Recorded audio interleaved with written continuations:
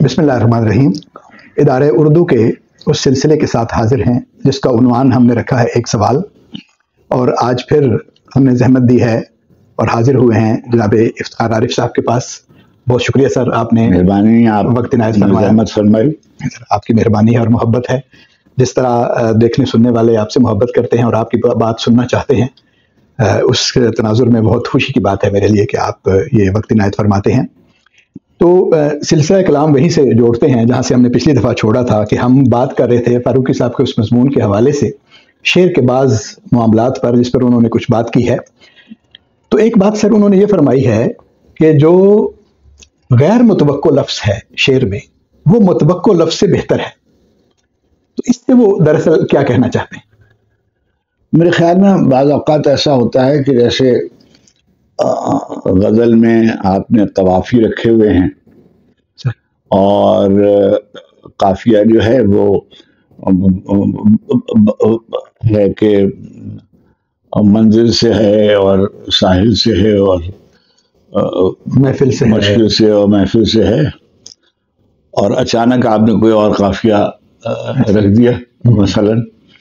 تو آبویس قافیہ رکھنا یا آبویس لفظ رکھنا یعنی کوئی بہت مستحسن نہیں سمجھا جاتا. جس کو قاری مطلب پہلے سے جان لے کے. ہاں. اچھا، اب کیا ہوتا ہے کہ یہ اب سے کچھ 50 60 100 برس پیشتر اور ہوتا تھا کہ مشاعرے میں یہ کہا جاتا تھا کہ پھر آدھا مصرع سامعین نے پڑھ دیا ہے نا. وہ جو بولتا ہوا مصرع کہتے تھے اس سے مراد یہ کہ آنے والا یہ کہے گا، یہ ہے نا. جی جی. اور اس کو خوبی سمجھا جاتا، اس کو خوبی سمجھا جاتا تھا. لیکن وہی خوبی جو ہے وہ بعض اوقات جو ہے وہ خامی بن جاتی ہے، وہ تکرار کلیشے ہو جاتی ہے کہ بھئی یہ لکھا ہے تو اب یہ شمع لکھی ہے تو پھر پروانہ لکھا ہے، اور پھر محفل ہوگی اور پھر اس کی لو ہوگی، وہ مرات النظیر پورا کرنا شروع کر دیتے ہیں. مرات النظیر. اچھا دیکھیے، یہ جو صنعتیں ہیں اس کے بارے میں ایک چھوٹی سی گزارش کروں کہ ایسا ضرور ہے، یعنی میں اس کا انکار نہیں کر سکتا ہوں.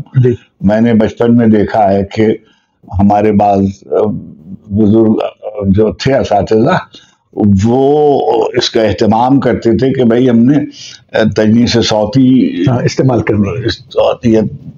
فرض کیجئے مرات النظیر، یہاں میں تناسب اور مرات النظیر یہ کر کے دکھانا ہے. اچھا، اب کیا ہے کہ یہ جو ہے یہ برآمد ہو جائے، نکل آئے اس میں سے شعر میں سے تو ٹھیک ہے. لیکن اگر آپ یہ سمجھ کر شعر کہیں تو میں کہتا ہوں کہ حق ہے ہر آدمی کو جیسے چاہے شعر کہیں، اور اساتذہ کہتے تھے اور انہوں نے اس میں کمال دکھایا. دیکھیے، لکھنؤ میں بادشاہوں کا جو ایک آخری بادشاہ تھا واجد علی شاہ، واجد علی شاہ، ان کا جو محل تھا وہ بارادری ایک محل تھا ان کا. جی جی. اچھا، اب بارادری یہ عابد علی عابد صاحب نے اس کا ذکر کیا کہ بارادری میں بیٹھے ہیں دشمن کے ساتھ، وہ بارادری میں بیٹھے ہیں دشمن کے ساتھ، وہ معلوم ہو گیا ہمیں ششدر بنائیں گے. اچھا ٹھیک ہے.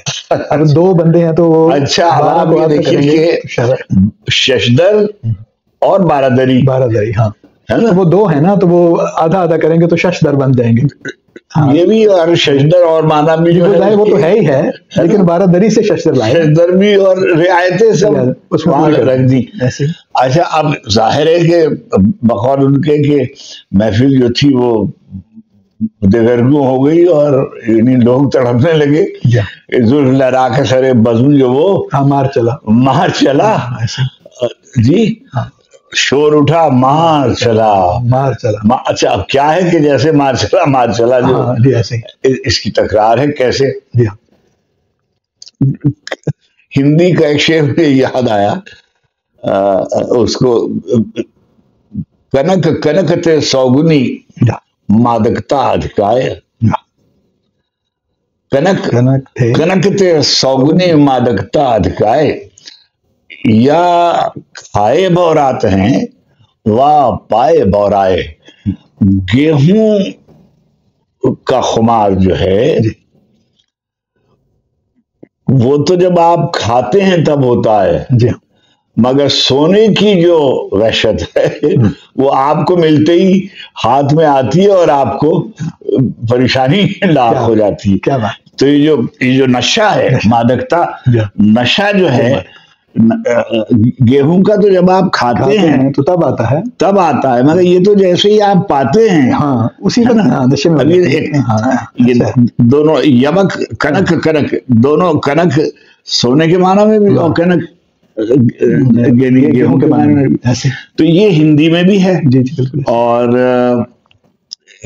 ظاہر ہے کہ تمام زبانوں میں جیسے بہت سے تجویز صوتی ہے. لیکن آپ یہ بھی دیکھیے, مثلا غالب نے کہا کہ لکھتے رہے جنوں کی حکایات ہوں چکا, ہر چند اس میں ہاتھ ہمارے قلم ہوئے. بتائیے, اب ظاہر یہ قلم ہونے کے لیے تو نہیں لکھا گیا, لیکن اس میں سے نکل آیا. جیسے آپ نے کہا کہ شعر آپ کو یاد بھی نہیں ہوتا کہ اس میں کوئی صنعت بھی ہے. مثال ماہی بے آب موج تڑپا کی. مثال ماہی بے آب, مثال ماہی بے آب موج تڑپا کی, حباب پھوٹ کے روئے جو تم نہا کے چلے. اچھا, اب آپ یہ دیکھیے تمام جو رعایتیں ہیں وہ ماہی اور بے آب اور حباب, اور حباب کا پھوٹ کے رونا اور نہا کر چلنا اور موج اور اس کا تڑپنا, سب دو مصروں میں بیان ہو گیا. پورا کر دیا. تو یہ اچھا, لیکن کیا یہ سوچ کر لکھا ہوگا؟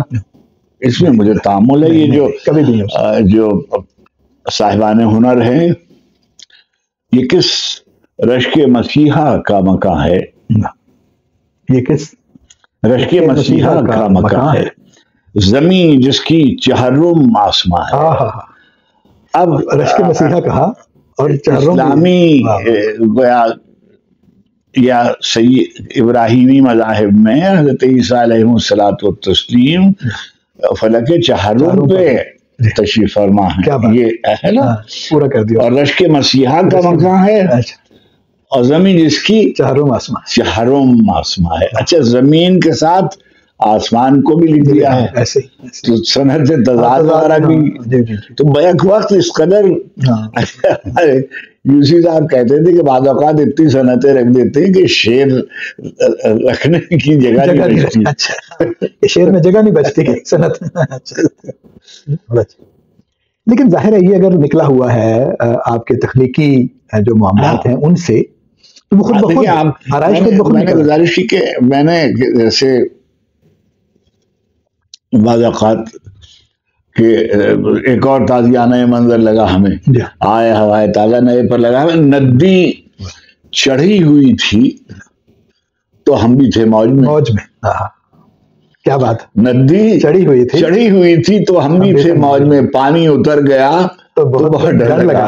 اچھا, اب میں نے تو سوچ کے نہیں لکھا ہے, تو بس کیا بات لکھ دیا ہوا ہے, ندی چڑھی ہوئی تھی اور ہم موج میں, پانی اتر گیا تو بہت ڈر لگا ہمیں.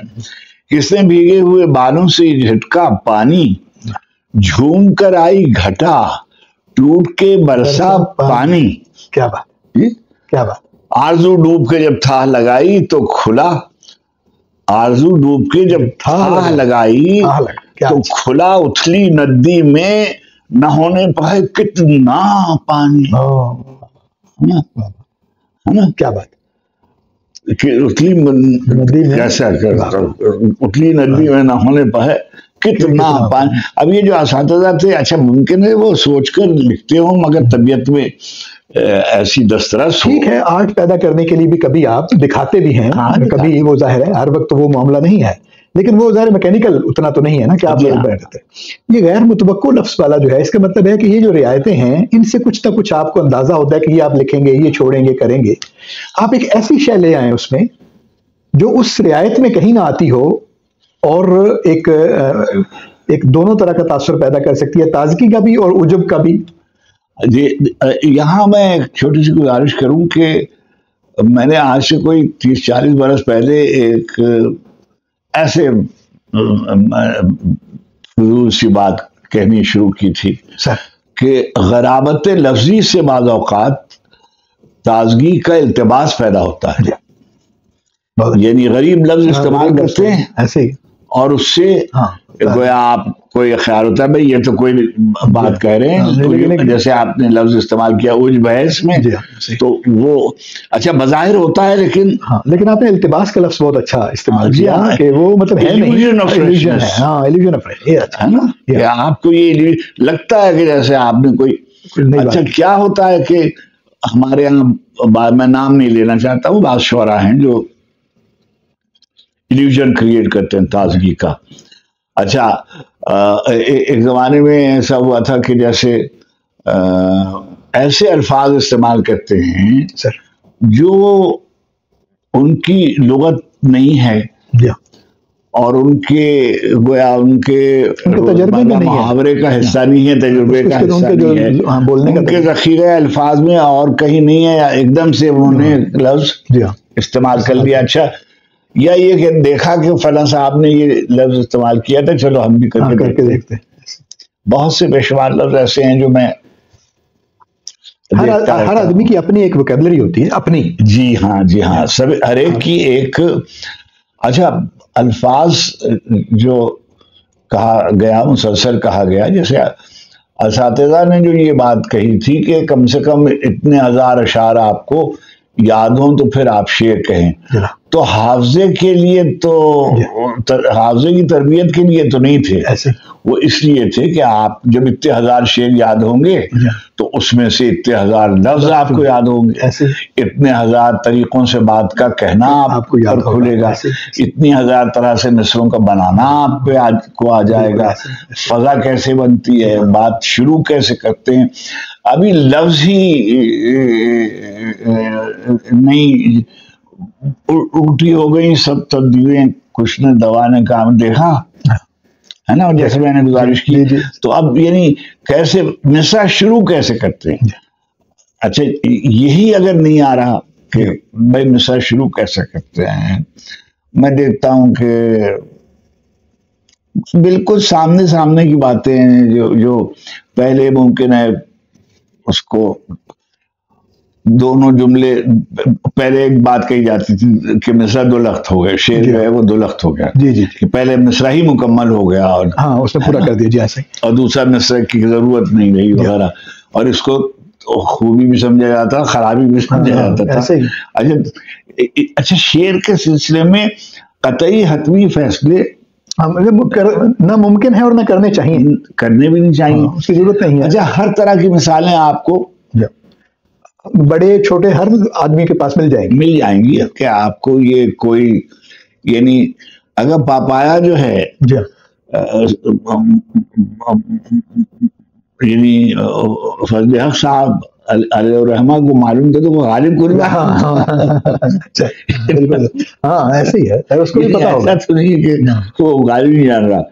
اچھا اب وہ یعنی کوئی میں نے جن شعراء کو اپنی تربیت کے لیے پڑھا، ایک تو دیکھیے میں نے لطف کے لیے شعر پڑھا کہ مجھے مزہ آتا تھا شعر پڑھنے میں، اور مجھے وہ شعر اچھے لگتے تھے جن کے پڑھنے میں بھی مزہ آئے. ہے نا سر، ایسے آرٹ ہے. اچھا اب جب تک آپ کو لطف نہ دے وہ تو چنانچہ مجھے وہ لوگ اچھے لگے جن کے یہاں لہجہ تھا، جیسے آتش اچھے لگے، جیسے انیس اچھے لگے، جیسے یگانہ اچھے لگے، جیسے اقبال اچھے لگے، جن میں لہجہ تھا وہ ہمیں اچھے لگے. یعنی اس کا مطلب یہ نہیں ہے کہ جن کا لہجہ اس طرح کا نہیں ہے کہ وہ اچھے نہیں ہیں، وہ بھی اچھے ہیں، لیکن میری ذاتی میلان ہے طبیعت کا.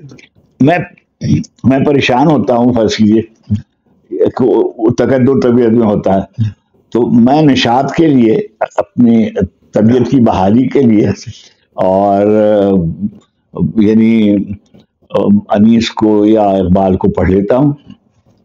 اچھا غالب سے میں بے حد الجھتا تھا، اس لیے کہ میرے گھر میں تو کوئی مجھے سمجھانے والا تھا نہیں.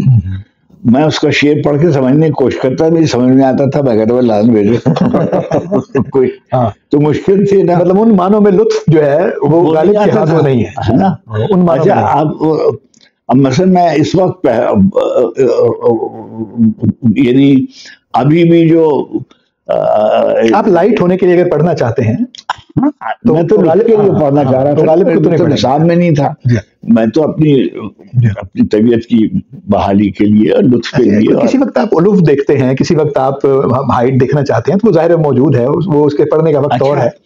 اور دوسری بات یہ ہے کہ جو شعر ہے وہ صرف درس و تدریس کے کام کا نہیں ہے، ایسے ہی شعر کو تو سوال کی طرح تو حل نہیں کرنا ہے، سوال کی طرح تو حل صرف مدرسے کی حد تک نہیں ہے، یا یہ کہ ملازمت کی ضرورتوں کے تحت نہیں پڑھنا ہے، ایسے یہ نہیں ہے. جی بالکل، طبیعت میں اس کے لیے اور لوگ ہیں، اور نہیں وہ بھی کرے وہ بھی ٹھیک ہے، یعنی ضروری ہے، یعنی ہم بھی تیاری کرتے ہیں جب کہیں جاتے ہیں تو اس کے لیے آمادہ کرتے ہیں اپنے آپ کو. مگر میں تو اپنی ذاتی قصہ بتا رہا ہوں کہ تو میں نے تو اب جیسے شوقی کے شعر ہیں ہے نا کہ آئینہ ان کا ٹوٹ گیا میرے ہاتھ سے، آئینہ ان کا ٹوٹ گیا میرے ہاتھ سے، اب کوئی منہ دکھانے کی صورت نہیں رہی.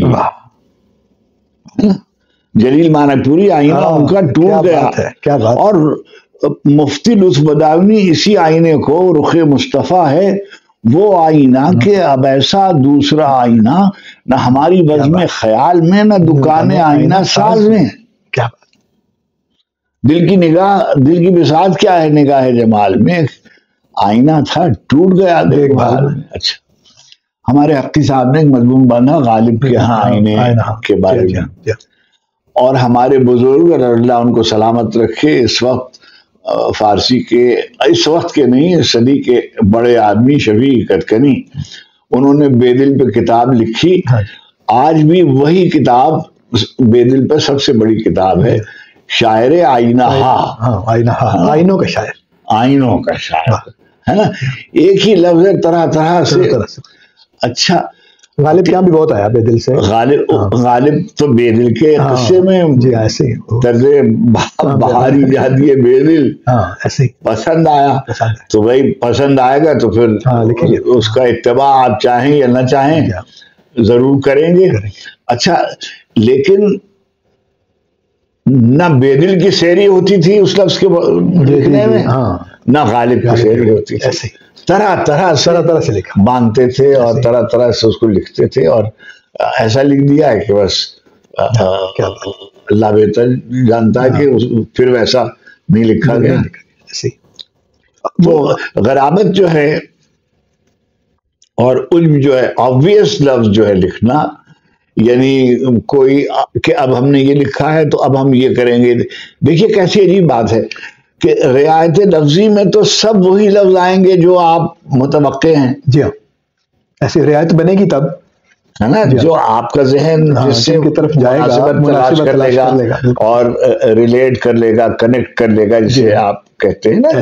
تو لیکن دوسری طرف وہی بات یہ کہ وہی چیز عیب ہو جائے گی جب آپ متوقع لفظ لائیں گے، ہے نا، کہ جب متوقع لفظ آپ رکھیں گے تو obvious کا بڑا اچھا آپ نے استعمال کیا. یہ لفظ جو ہے متوقع کے لیے، جی اس کا مطلب ہے سامنے کی بات، یعنی جو ہر ایک کے سمجھ میں آ جائے، یعنی جو بھی اس مضمون پر کہنا چاہے، جی ہاں، جو پہلی باتیں ہر کسی کے ذہن میں آ سکتی ہیں اس سے بچ کے لکھیں گے تو بات بنے گی. اس کی اچھا دیکھیے،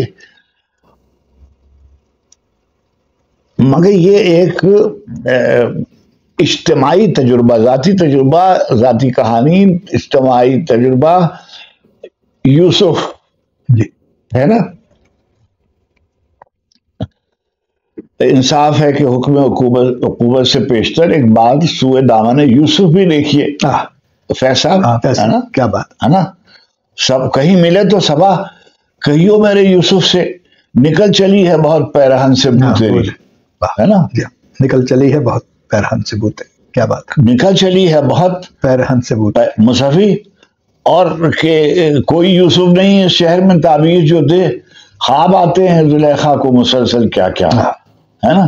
اب ایک ہی یوسف کا لفظ ہے مگر تمام لوگ اپنے اپنے طور پر اس کو ایسے ستم ظریف پیمبر خرید لیتے ہیں. ہاں نا. جی جی جی یہ بھی ہے. تو بے شمار شعر ہیں جو یوسف کے بارے میں لکھے گئے، اچھے برے ایسے ہی ہے. اور یہ کہ دوست شاہ تھوڑے ہیں اور بھائی بہت. جی ہاں، آ رہی ہے چاہے یوسف سے. دوست شاہ تو یوسف گمگشتہ جو ہے وہ جی ہاں اقبال کے یہاں بھی ہیں، اور خواب زلیخا نہ تجھے ہے نہ مجھے. تو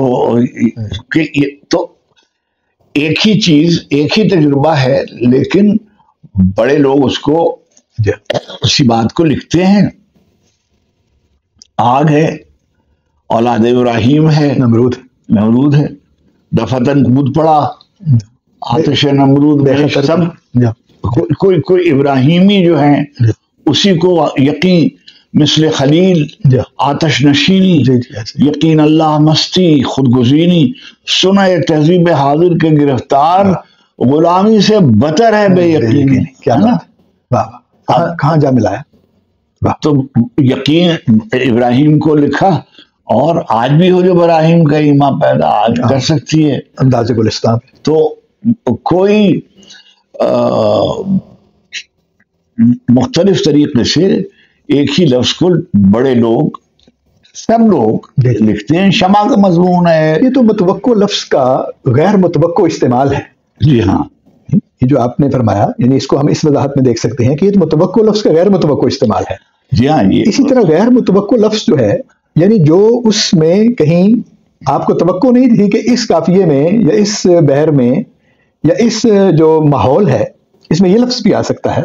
اس سے ایک بات تو بہرحال پیدا ہوتی ہے ایسی. اس کا مطلب ہے کہ اب یہ شاعر اپنا ملکہ دکھاتا ہے کہ وہ کتنی دور سے کیسا لفظ اس نے بٹھایا ہے. کہ شین لائے ہیں نشان فوج کا لڑکے لڑکے. اچھا، کیا بات ہے نا. واہ واہ. شین لائے ہیں نشان فوج کا لڑکے.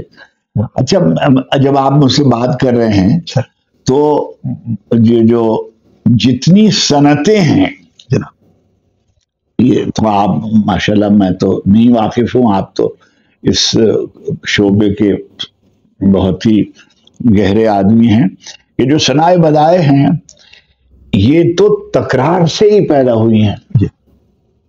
جب بہت سے لوگوں نے کوئی ہنر کا کوئی شعبہ ہنر کا کوئی شعبہ اختیار کیا تو اس کا نام رکھ لیا گیا، تو اس کا پھر بعد میں نام پڑ گیا کہ بھئی یہ تجنیس صوتی ہے، یہ تنافر حرفی ہے، یہ اس سے مختلف ہے تو اس کا یہ نام ہو جائے گا. یہ یہاں میں تناسب ہے تو یہ مرات النظیر ہے، تو یہ لف و نشر ہے، لف و نشر غیر مرتب ہے، وہ بھی ہے نہیں. تو یہ جو تو کوئی یعنی ایسی مثالیں ہیں کہ میں آپ کو، یعنی ہمارے یہاں یہ بہت ہوتا تھا اور شوخی میں بھی استعمال ہوتا تھا کہ خلد میں شام و سحر کی مجلسوں کے واسطے فاطمہ چن لے گئیں دو خوش بیان لکھنؤ. ایک انیس دو جہاں ہے، ایک دبیر کائنات، ایک جسم لکھنؤ ہے، ایک جان. صبح و شام بھی کر دیا، جسم و جان بھی کر دیا، جان بھی کہہ دیا، اور ایک جسم اور کہ تیرے اکبر پر تصدق، تیرے اصغر پر نثار. تیرے اکبر پر تصدق، تیرے اصغر پر نثار، ہر جوان لکھنؤ، ہر بے زبان لکھنؤ. کیا بات، کیا بات. ہر جوان لکھنؤ، ہر بے زبان لکھنؤ. اکبر پر تصدق، تیرے اصغر پر، ادھر اکبر اصغر اور ادھر اکبر جوان اور اصغر بے زبان، ہے نا. تو یہ سب رعایتیں جو ہیں، یہ جب ہنر پھر یہ مثالی بن گئے کہ بھائی ایسے. دیکھیں اگر یہ نام نہ رکھے ہوئے ہیں ان کے اور آپ اس کے پڑھنے میں نہ پڑھیں تو بیان میں تو اس کا لطف جو ہے وہ کیسا ہے، اب دوبالا ہو جاتا ہے. دیکھیے پوری کہانی بیان کرتے کے بجائے ایک لفظ آپ لکھ دیتے ہیں. 1000 بار مجھے لے گیا ہے مختلف. نہیں، ہزار بار مجھے لے گیا ہے، وہ ایک قطرہ خون جو رگے گلو میں ہے، کچھ بیان نہیں کیا، کیا بات، مگر آپ کا ذہن ادھر منتقل ہو گیا نہیں، خود بہت ہو گیا کہ ہزار بار مجھے لے گیا ہے مقتل میں وہ ایک قطرہ خون جو رگے گلو میں ہے. تو یہ ہے کہ جب تک رگے گلو خد سر بھی زیر شمشیر ستم میر تڑپنا کیسا، کوئی ذکر نہیں ہے کسی چیز کا، زیر شمشیر ستم میر تڑپنا کیسا، سر بھی تسلیم محبت پہ اٹھایا نہ گیا. جی شیخ پڑے محراب حرم میں پہروں دگانا پڑھتے رہیں، ایک سجدہ اس تیغ تلے کا ان سے ہو تو سلام کریں. بابا یعنی ان سے ہو تو سلام کریں، کیا ان سے ہو تو سلام کریں. کیا بات، ایک ہی چیز ظاہر ہے کہ تکرار کسی چیز کی ہو تو وہ مطلب بار بار نہیں دیتی، مطلب ایک آدھ دفعہ پیدا کرتی ہے اور انقباس پیدا کرتی ہے اور بے لطفی پیدا کرتی ہے، لیکن اسی کا فنکارانہ استعمال ہو تو وہ لطف پیدا کر دیتی ہیں. اور یہ آپ کے ہنر پر منحصر. سر آپ نے بنیادی بات کی، اور یہی اصل میں بات ہے کہ اصل میں تو ہنرور آدمی جو ہے اس کا کھیل ہے اور اس کا کام ہے، وہ چاہے تو کند ہتھیار سے بھی یعنی ایسا کچھ کر دے. ابھی دیکھیے وہ فصل دیر رس جانے کب آئے گی، فصل دیر رس جانے کب آئے گی، وہ 9 نمبر کی بس جانے کب. آپ مجھے بتائیے کسی اردو شاعری کا پورا ذخیرہ ایک طرف، وہ 9 نمبر کی بس، یہ جو 9 نمبر کی بس ہے غیر متوقع ہے. تمام ترقی پسند تحریک کے وہ صوبوں کبھی تو آئے گی، وہ 2 قدم آگے مہک رہے ہیں چمن، اور ہم بھی دیکھیں گے وغیرہ سب ایک جگہ ہے، مگر بھائی صاحب وہ 9 نمبر کی بس جانے کب آئے گی، 9 نمبر کی بس جانے کب آئے گی جو ہے یہ اتنا بڑا مصرع ہے کہ اردو شاعری کی بس میں کیا آپ سے جی میں سمجھ گیا، کہنے کی ضرورت نہیں ہے، یہ صحیح کہہ رہے ہیں آپ. یعنی وہ جو ہم بات کر رہے تھے اس 9 نمبر کی بس بتائیے، اس سے بہتر مثال شاید ہی اس کی کوئی ہو کہ آپ وہ فصل دیر رس اور آسمان پر اڑ کر آپ باتیں کر رہے ہیں اور سوچ رہے ہیں، لیکن دوسری ہی طرف اسی کے ساتھ جڑا ہوا ایک اور بات ہے جس میں آپ موجود ہیں. تو آسمان اور اتر کر جب آپ زمین پہ پاؤں رکھتے ہیں تو آپ کو نظر آتا ہے، یہی ہے نا، سوچتے بھی نہیں کہ جیسے آنکھ کھل گئی آپ کی. یہ ہے متوکل سے. بہت اچھا، بہت اچھا. 9 نمبر کی بس جانے کا، تو اس کا مطلب یہ ہے کہ یہ ہے ہنر شاعر کا، عظمت ہے اس کی کہ وہ کہاں سے لاتا ہے بات. میں تو یہ کہتا ہوں کہ پتھر کو چھو لیتا ہے کوئی صاحب ہنر تو وہ جگمگانے لگتا ہے، روشن ہو جاتا ہے.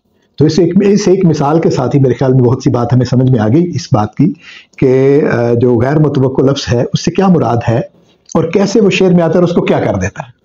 تو آپ کے توسط سے ہم نے فاروقی صاحب کے اس جملے پر بات کی اور ہم نے جانا کہ وہ اصل میں کیا کہنا چاہ رہے تھے، اور اس کی مثال بھی ہمارے سامنے آ گئی، اور بہت سی قیمتی باتیں اور بھی اس کے ساتھ جڑی ہوئی آپ سے ہم نے سنی. تو بہت نوازش آپ کی اس ایک سوال پر، اور بہت شکریہ ہمارے دیکھنے والوں کا.